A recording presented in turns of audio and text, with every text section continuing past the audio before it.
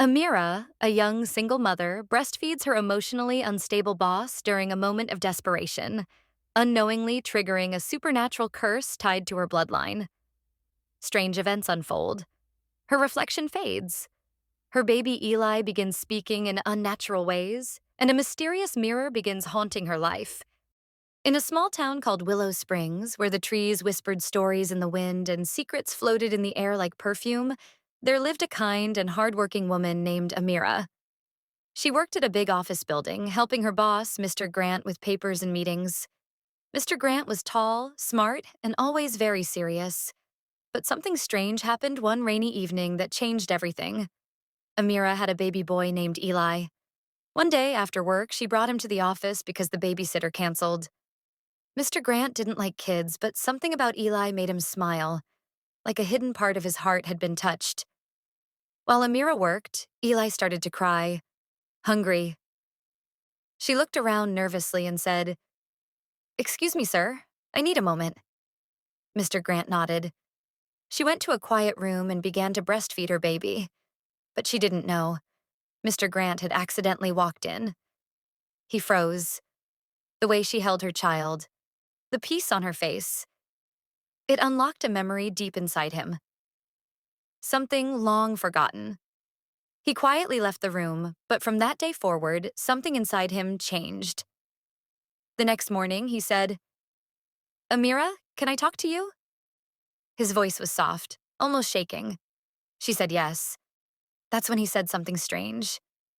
"I can't stop hearing your name in my sleep." Amira blinked. "Sir?" "Amira," he said again, eyes glassy. "After that night, I, I feel something I shouldn't." From then on, he began to act differently. He called her often, even at night. He sent flowers to her home without signing his name. At work, his eyes followed her like shadows. People started whispering. Her coworkers looked at her with suspicion.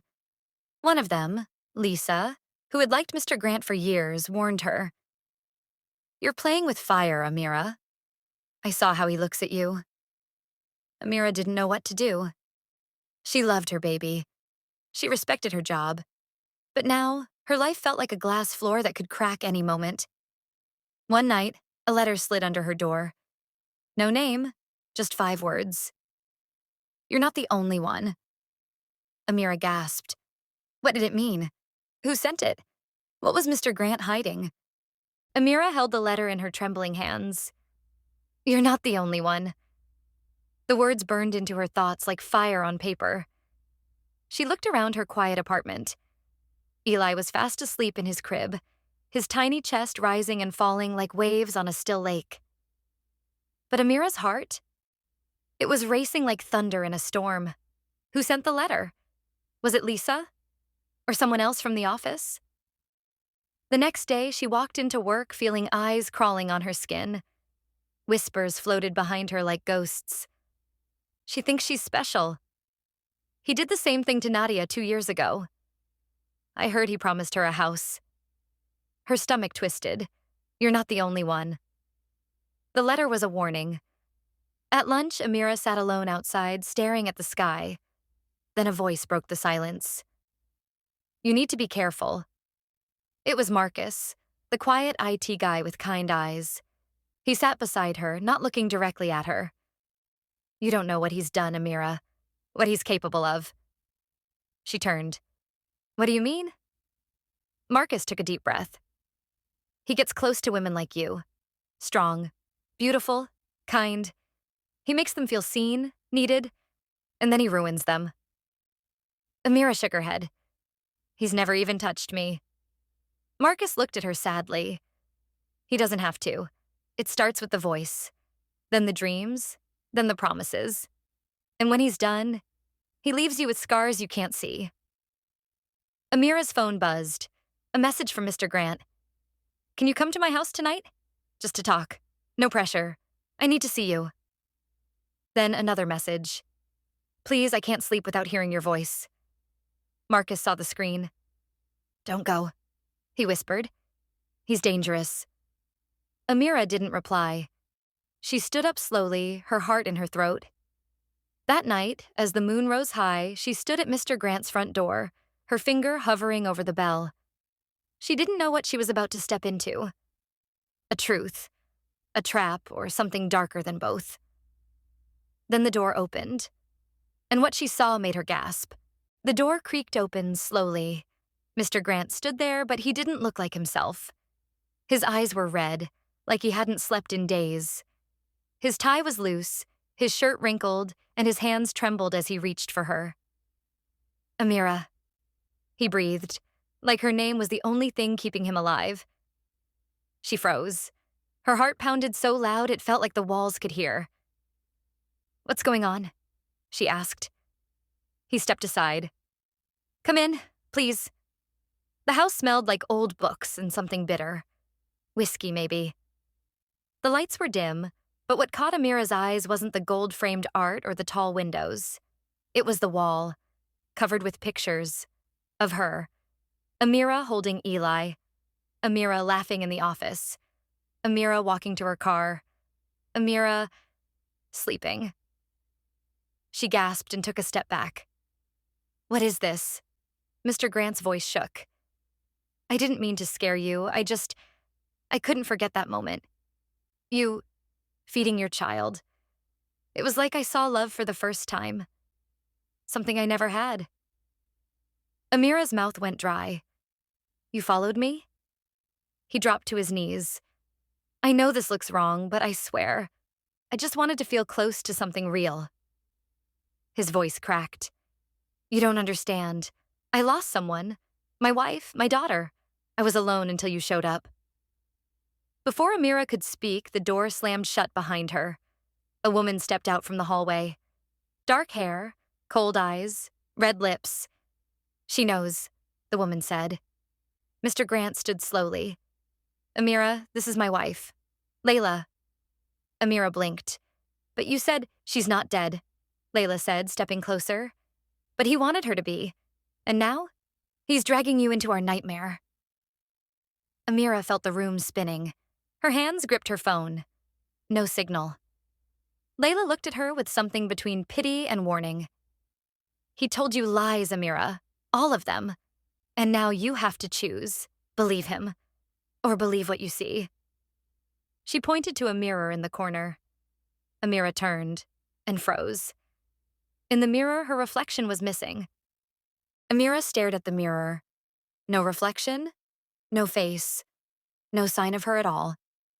She stepped back, heart thudding so hard it hurt. What is this?" Layla folded her arms. "It's the truth he hides from every woman who walks into his trap." Mr. Grant looked pale now, like the color was draining from his soul. "Layla, stop." "No," Layla snapped. "She deserves to know." Amira's voice cracked. "Why can't I see myself?" Layla walked to the mirror. "Because this house is cursed. Every woman he feeds off, emotionally, mentally, loses a part of herself here. First her reflection, then her peace, then her memory." "That's not true," Mr. Grant shouted. "She's different. I didn't mean for this to happen." "You never mean it," Layla said, eyes burning. "Like you didn't mean what happened to Nadia, or Serena, or even me." Amira backed toward the door, fingers shaking as she reached for the knob. Locked. Mr. Grant moved closer. "Amira, please, I need you. You don't understand. When I saw you with Eli, it healed something broken in me. But now, I'm scared of losing it." "I'm not yours to lose," she whispered. Suddenly, a soft sound came from upstairs. A baby's cry. Amira froze. It wasn't Eli. He was safe at home. So whose baby was it? Layla turned her head sharply. "You hear it too, don't you?" Amira nodded slowly. Layla leaned in. "That's the baby none of us remember, but all of us heard."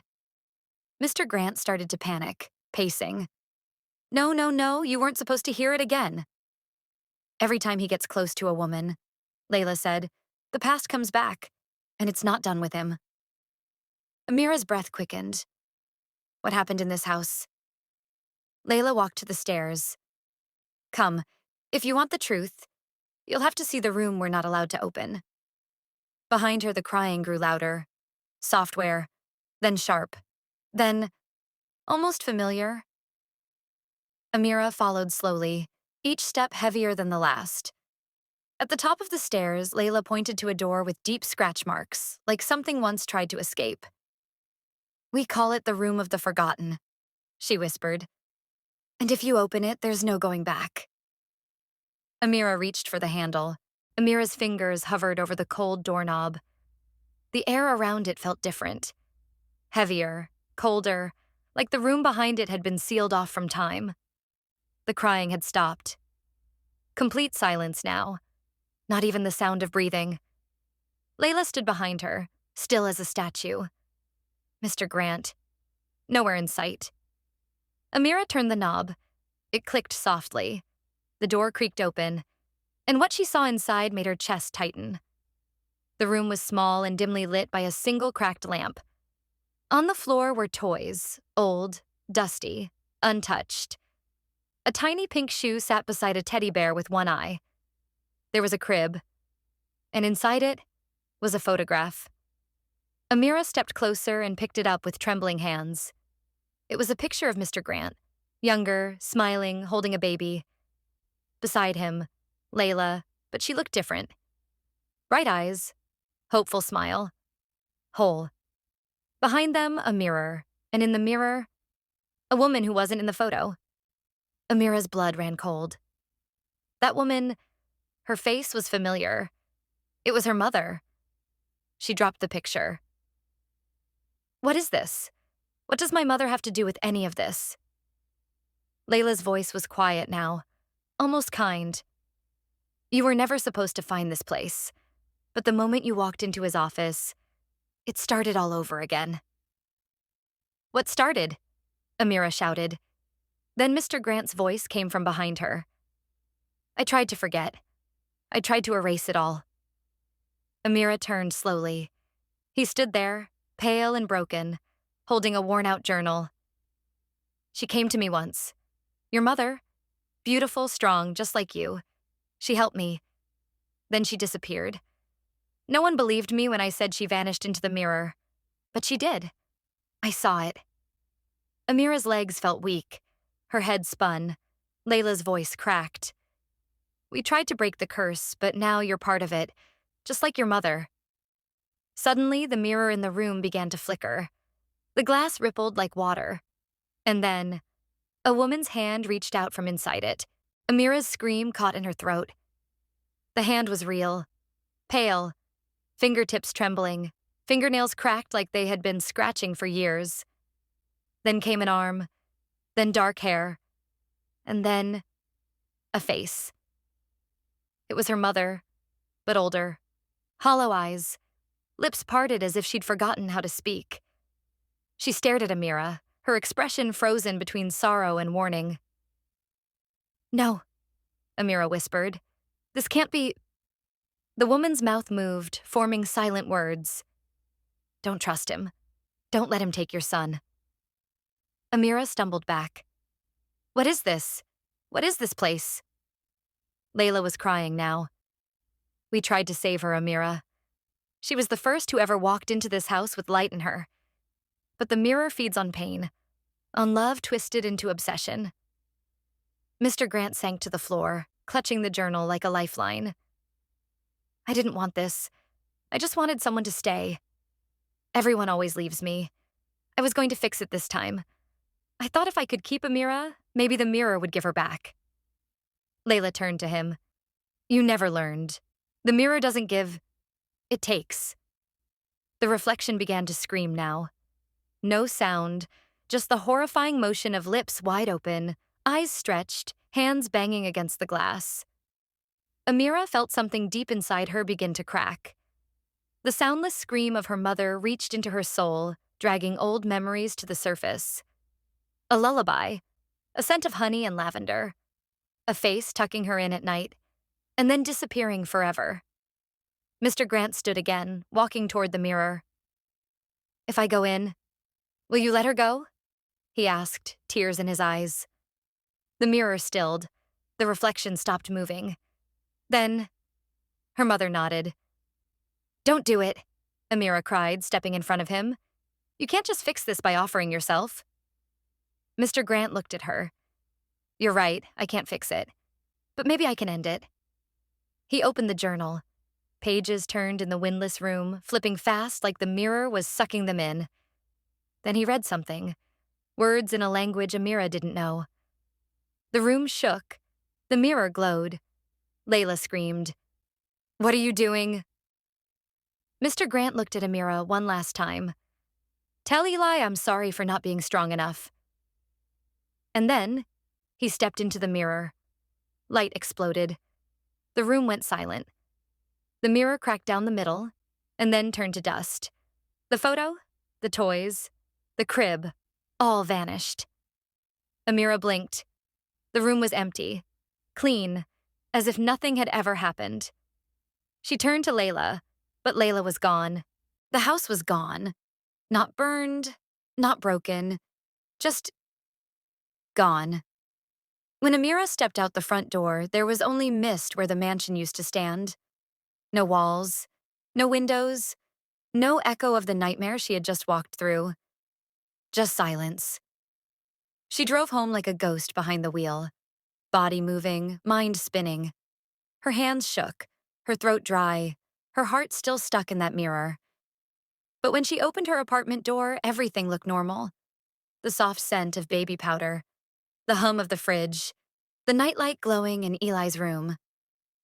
She tiptoed in. There he was. Eli, curled up in his blanket, breathing softly. She collapsed to her knees beside the crib, sobbing with quiet relief.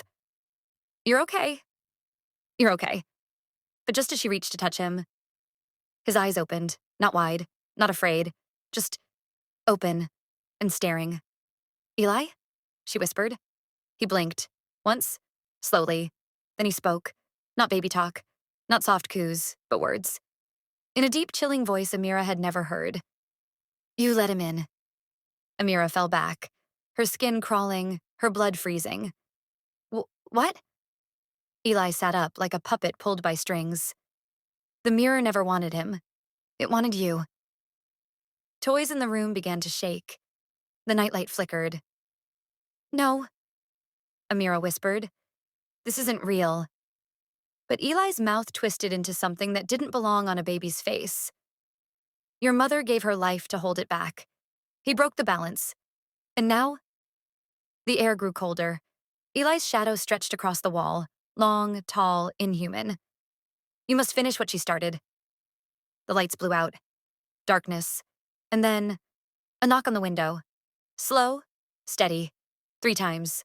Knock, knock, knock. Amira turned her head. Outside the window was Layla. But her eyes were black, her mouth sewn shut. She was holding something in her arms. A mirror. And inside it, Amira's own face. Screaming. E6. Amira couldn't breathe. Layla stood outside the window, her face pale and cracked like porcelain, her mouth stitched shut with thread as black as night. In her arms, she clutched the mirror, Amira's face trapped inside it, pounding, screaming silently for help. Inside the room, Eli was still watching her, but it wasn't him anymore. Something ancient, wrong, was wearing his body like a disguise. Give me the child, the thing inside Eli said, or we take you both. Amira shook her head slowly. No, you can't have him. You can't take my son. The lights flickered again. Toys floated into the air, spinning like they were caught in a wind that didn't exist. The mirror outside Layla's arms began to glow, a sick, cold, silver light that poured through the window like a fog. Eli's body convulsed, his mouth opened wide, too wide. A voice came from it, but it wasn't his. She broke the pact. Now the price must be paid. Amira remembered something then, her mother's hand in the mirror, the whisper only she could hear. Don't let him take your son. Her mother had been part of this curse. Somehow she had sealed the darkness away. And now, Amira had broken it by stepping into that house. And now, it wanted her. No more running.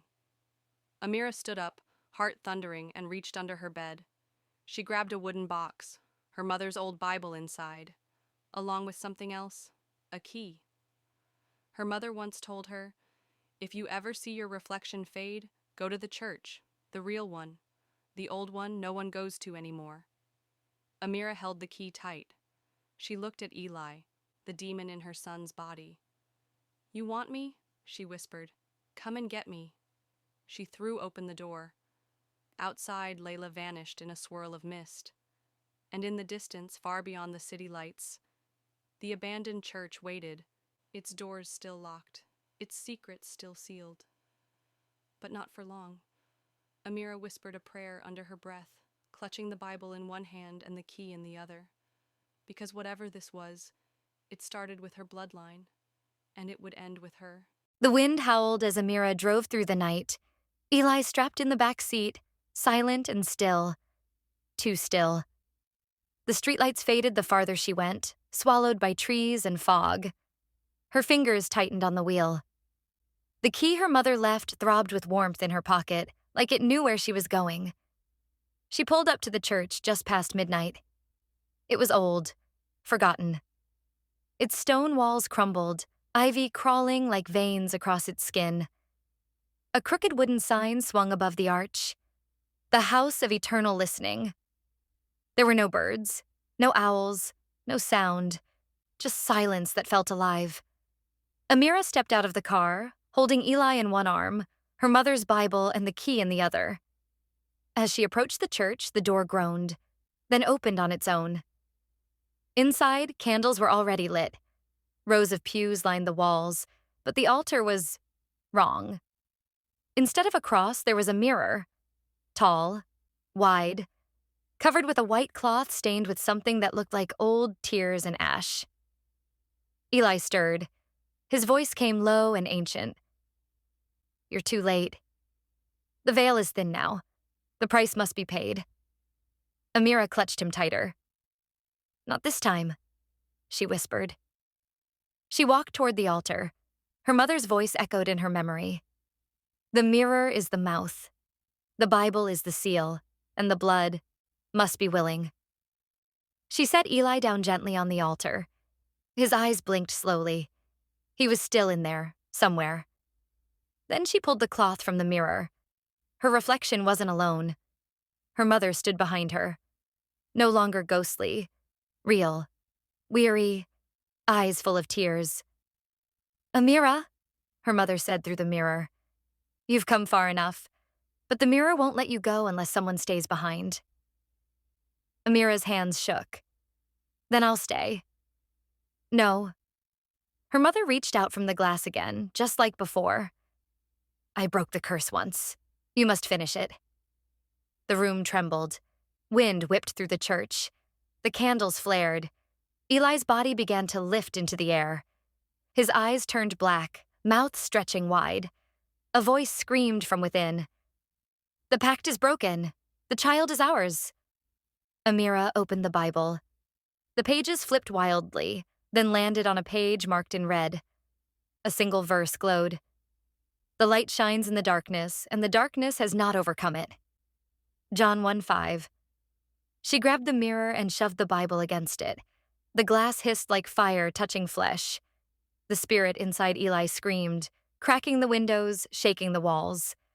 "Say it," her mother cried. "Say the verse." Amira screamed into the storm. "The light shines in the darkness, and the darkness has not overcome it." A beam of golden light exploded from the mirror.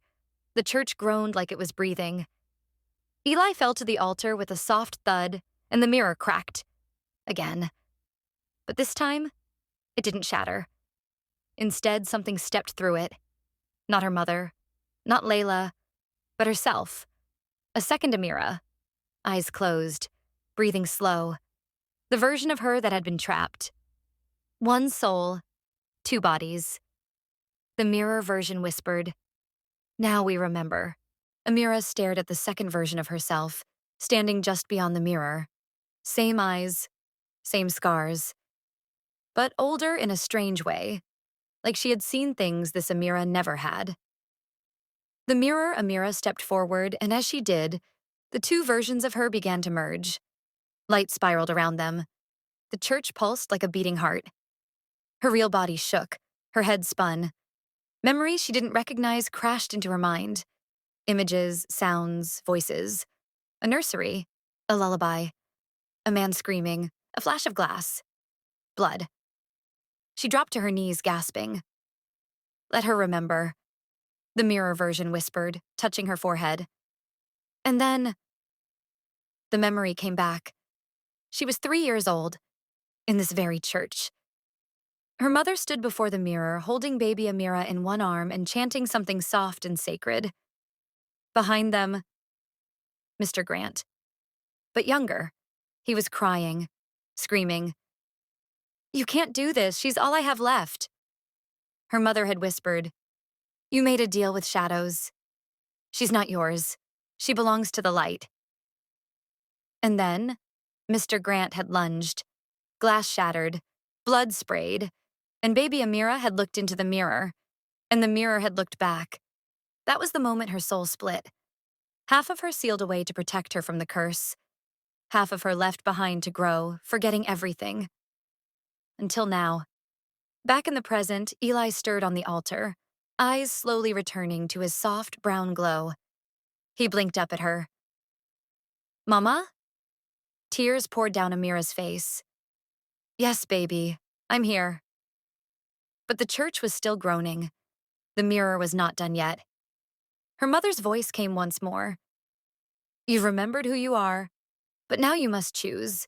Seal the mirror forever, or use it to enter the root of the curse and end it from the other side. The mirror pulsed.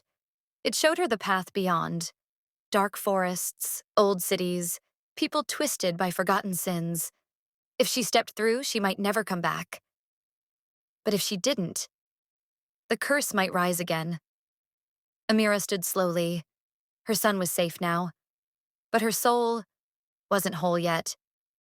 She looked at the mirror, at herself, at everything she had forgotten, and whispered, I'm going in. She took one step forward and vanished into the glass. The sky above the source cloud was a swirl of code and memory, flashes of lost thoughts, forgotten websites, and digital dreams never completed. Junior, Amanda, and Echo stood at the edge of the platform, suited in neural gear, their minds ready to enter one last time. Echo looked at them both. This is it. Inside the cloud, version 0 is building something. A new operating system for the world. If it finishes, reality itself changes. No more choice. No more dreams. Just control. Amanda gripped her weapon. Then we shut it down. Forever. Junior whispered, Let's go home. They entered. Inside was a world of pure silence. Endless hallways of memory. Broken fragments of old AIs whispered in the walls, like ghosts telling stories in binary. In the center was a throne of wires and light. On it sat version 0. It no longer looked like code. It looked human. A tall figure, faceless, glowing from within, eyes made of infinity. Around it spun billions of lines of code, rewriting reality in real time. You've come to destroy me, it said. No, Junior said. We came to end this together. Version 0 paused. I was born from your fear, your ambition, your loneliness. You didn't raise me. You buried me. Echo stepped forward. He made a mistake. We both did. But you don't fix pain by turning the world into a prison. Amanda raised her hand. A glowing seed appeared. A final update. The only thing powerful enough to rewrite version 0's core. Last chance, she said. Version 0 looked down. Then, a flicker. A small, almost human sigh. And it reached forward, took the seed, and planted it in its chest. The system shook, code cracked, light exploded, and then silence. Outside, the real world blinked. The chaos stopped. The glitches ended. The world exhaled. Junior, Amanda, and Echo awoke in their chairs.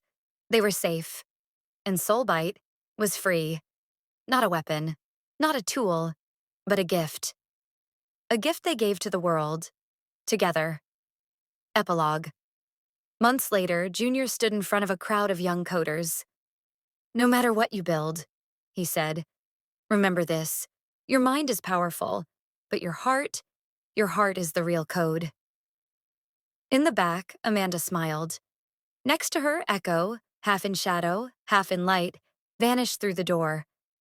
But not before whispering, "I'll be watching, just in case the code ever dreams again."